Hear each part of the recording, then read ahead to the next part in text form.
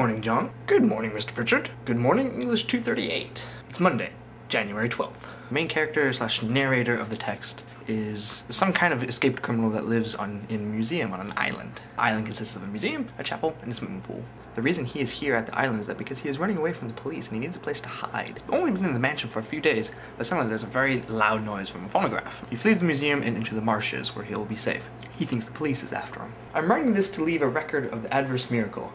If I'm not drowned or killed trying to escape in the next few days, I hope to write 2 books. I shall title them Apology for Survivors and Tribute to Malthus. He never really writes either of these books. We realize that the narrative of the story is actually through a diary, through him. The interesting thing is, editor's notes are scattered all throughout the book. It's like someone found the diary and read it and read notes in it.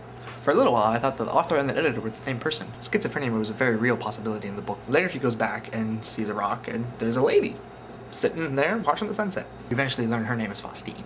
He also discovers that there's more than just Faustine there at the mansion. There's a whole party of them, just chilling at the museum. Our narrator becomes very taken with Faustine. He wants to talk to her, but he never gets up the courage and he's afraid of being seen. But eventually, he tries to talk with her, interact with her, and impress her at any turn. But oddly, she never notices him. This kind of upsets our narrator. He's here throwing himself at her, and she's just ignoring him completely. In fact, nobody seems to notice his existence. There's also a character named Morel, who he sees with Faustine occasionally, talking with her or interacting with her.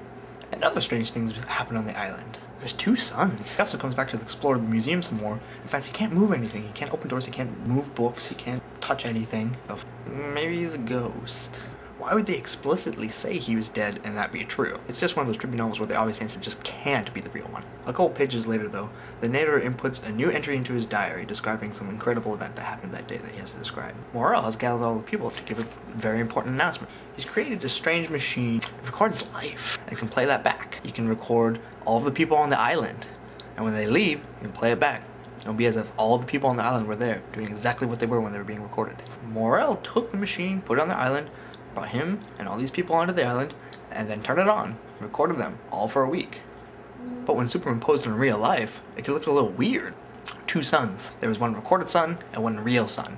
They both showed up at the same time. Morel had tested the machine earlier. Haven't you heard? Charlie was taken by that machine too. When Morel was in St. Gallen, the employers of the dishwasher company started to die. When Morel recorded those people at that place, they died. And now he's used it on everybody on the island. And then we got our narrator. He fell in love with Faustine. She'll never be able to react to him because he wasn't there when the recording took place. But he decides that he's going to join them. He wants to be with Faustine for real. When I was ready, I turned on the receivers of simultaneous action.